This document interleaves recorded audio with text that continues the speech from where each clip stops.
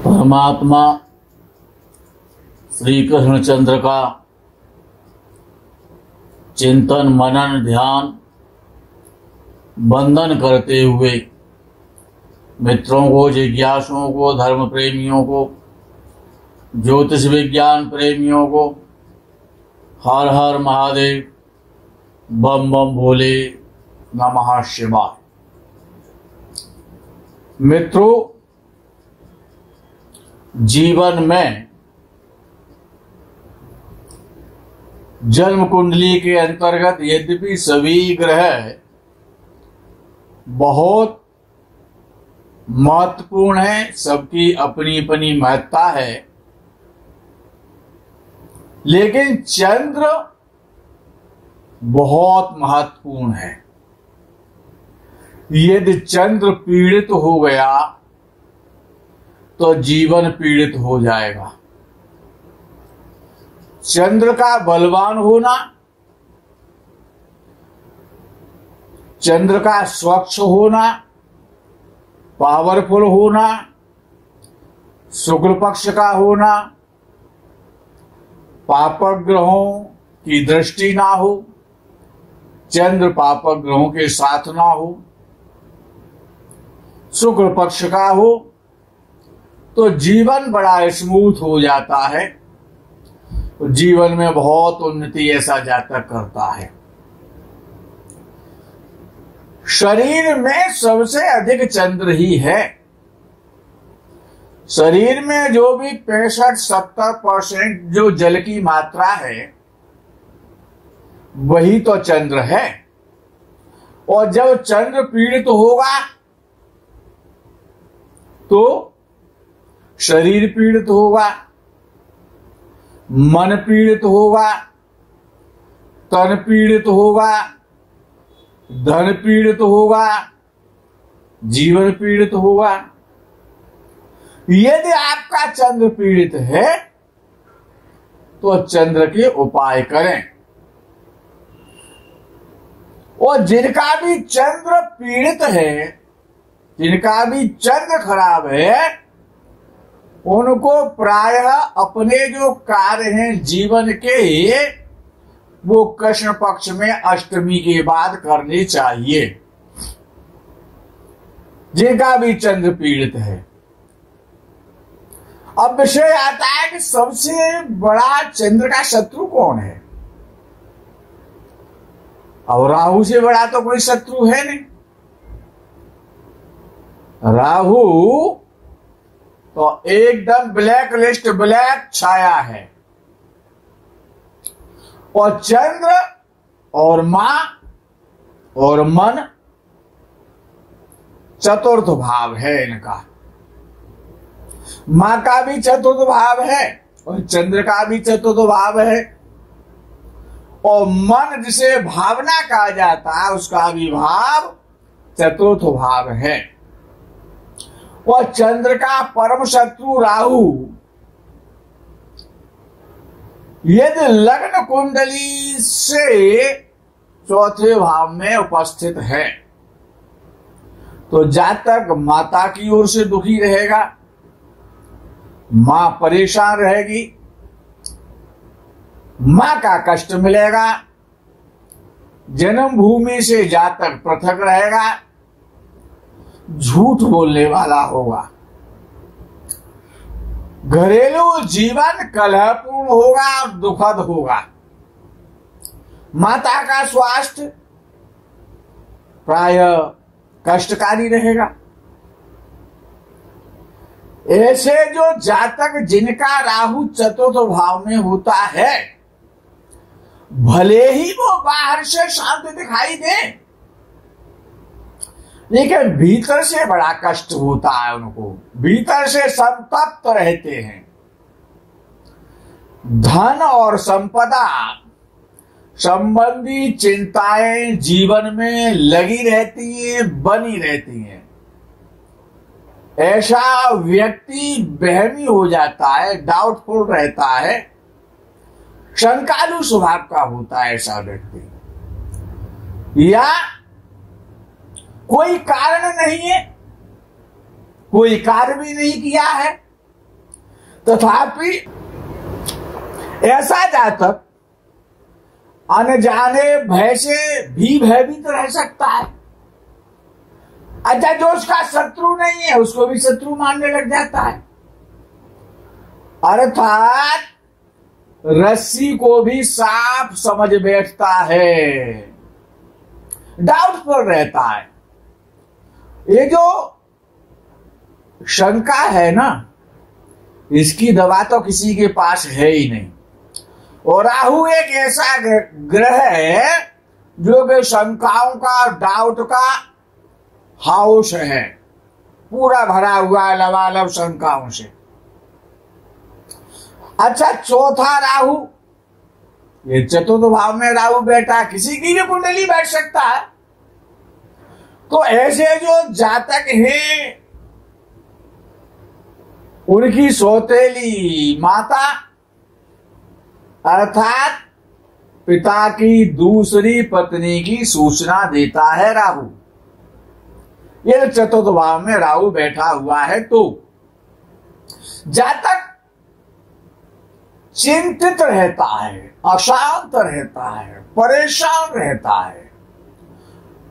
यदि चतुर्थ भाव के कारक चंद्र की स्थिति अच्छी नहीं हुई, चंद्र अच्छा न हुआ, तो प्राय धन दौलत की भी कमी रहेगी। और यदि चंद्र अच्छा हो गया, शुक्ल पक्ष का हो गया या पूर्णिमा तिथि का हो गया या उच्च राशि का हो गया, पाप पीड़ित नहीं हुआ, अंशों में बलवान रहा, तो धन दौलत की कमी नहीं रहेगी।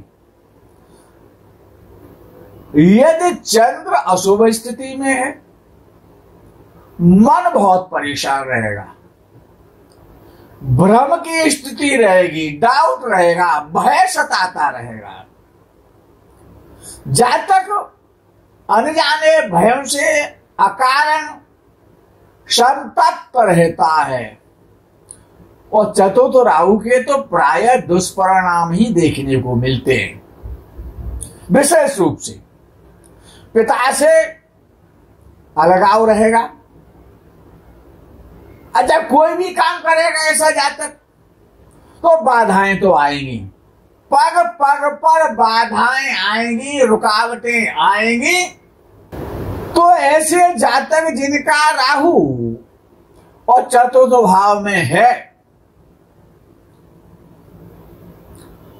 घर में काली चीजों को नहीं रखना चाहिए।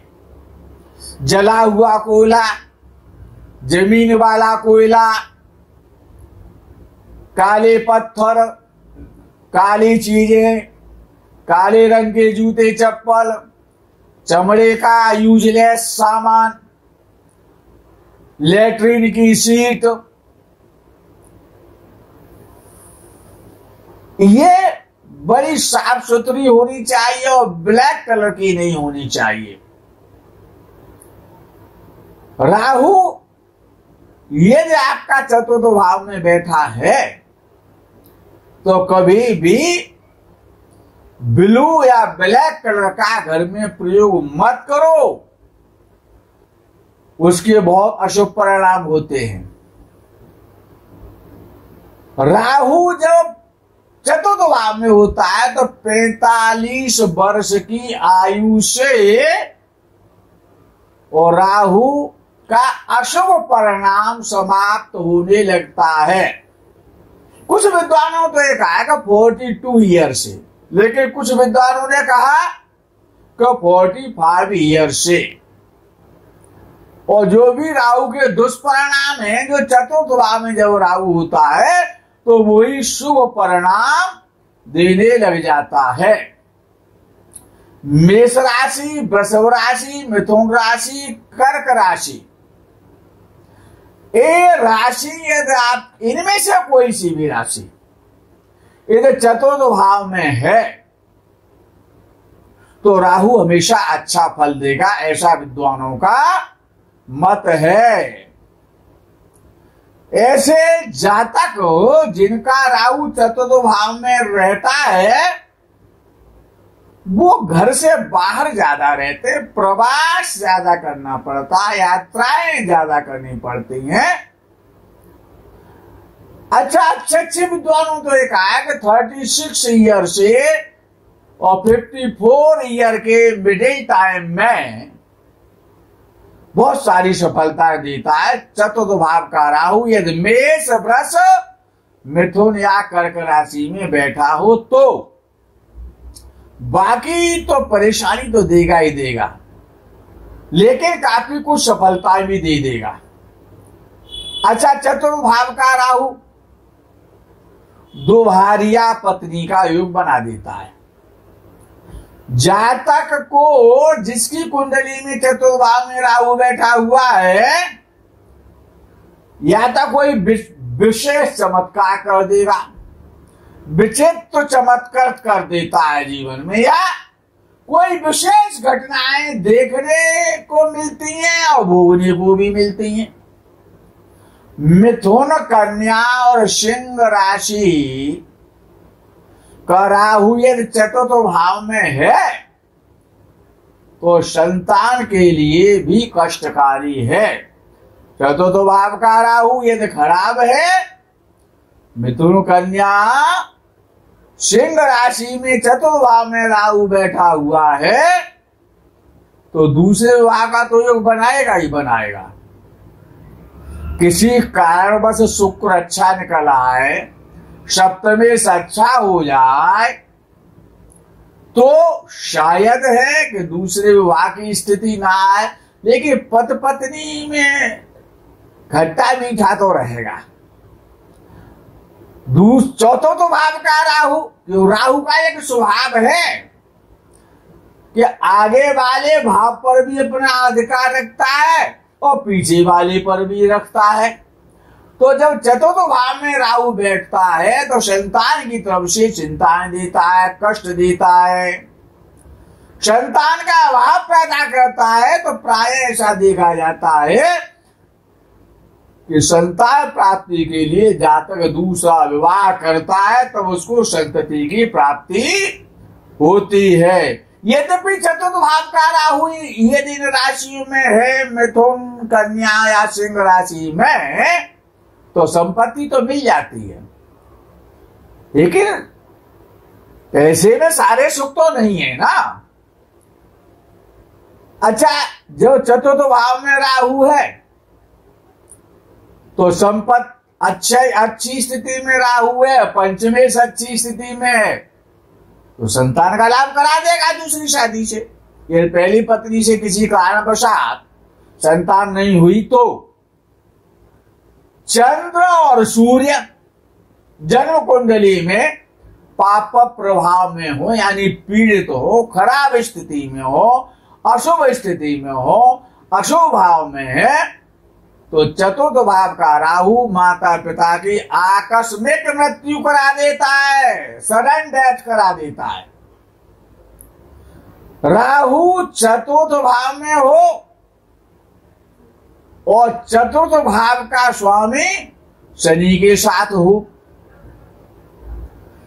या शनि स्वराशि में हो, शनि की राशि में हो तो दरिद्रता का योग बना देता है राहु।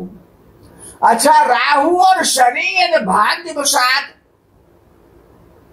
युति बना करके कुंडली में बैठ जाए, राहु और शनि एक साथ हो जाए तो शनि कमजोर हो जाएगा, राहु बलवान हो जाएगा और फिर वो मनमानी करेगा, जीवन बड़ा कष्टमय और कठिन कर देता है। जैसे कि विद्वानों ने कहा है कि शनि की महादशा में राहु की अंतर्दशा बड़ा कष्टकारी होती है और राहु की महादशा में शनि की दशा कष्टकारी होती है। ऐसे ही राहु और शनि की युति बहुत खराब होती है, दरिद्रता का योग बना देते हैं ये। और राहु चतुर्थ भाव में हो और सूर्य के साथ मंगल बैठा हो तब भी जीवन में दरिद्रता आती है, अर्थात लक्ष्मी की कृपा बड़ी मुश्किल से बहुत कम मात्रा में होती है। राहु चौथे भाव में हो, मंगल के साथ हो, मंगल भी चतुर्थ भाव में बैठा हुआ हो और राहु भी चतुर्थ भाव में बैठा हुआ हो, तो क्या होगा? और शनि की दृष्टि चंद्र पर हो या शनि और चंद्र की युति कहीं कुंडली में हो जाए, राहु और मंगल चतुर्थ भाव में हो और चंद्र भी पीड़ित हो या शनि के साथ हो या शनि से दृष्ट हो, अब इससे ज्यादा खतरनाक योग और क्या हो सकता है? तो ऐसे जातक अल्पायु हो जाते हैं, अपनी मौत को स्वयं निमंत्रण देते हैं, अपनी डेथ के कारण स्वयं होते हैं और डेथ वारंट पे स्वयं सिग्नेचर मार देते हैं, यानी विष खा लेते हैं या आत्महत्या कर लेते हैं। राहु चतुर्थ भाव में हो और स्त्री राशि में हो तो एक ही पत्नी रहती है और संतान की भी अच्छी प्राप्ति होती है। हमने बहुत बार कहा है कि राहु है कहीं पर भी है, जन्म कुंडली में है लेकिन स्त्री राशि में है, बड़ा प्रसन्न रहता है राहु, सारे सुख देता है, सारी समस्याओं का समाधान अकेला ही कर देता है। स्त्री राशि में राहु चतुर्थ भाव में तो पत्नी बड़ी आज्ञाकारिणी होती है और गुणवती भी होती है, अच्छी संतान फिर देता है जब चतुर्थ भाव में राहु होता है और स्त्री राशि में होता है। लेकिन एक बात तो है, ऐसा अनुभव में देखने में आता है कि व्यवसाय में तो परेशानी करता है, सर्विस के क्षेत्र में, कार्य क्षेत्र में, व्यापार के क्षेत्र में राहु कितना ही अच्छा क्यों ना हो जाए चतुर्थ भाव में, इन क्षेत्र में तो परेशानियां देगा। ऐसे जातक को नौकरी के क्षेत्र में, सर्विस के क्षेत्र में, साझेदारी के क्षेत्र में लाभ तो होता है लेकिन जातक बहुत परेशान रहता है, परिपीड़ित रहता है। और अशुभ राहु हो चतुर्थ भाव में हो तो सर्विस और व्यापार दोनों से कष्ट देता है।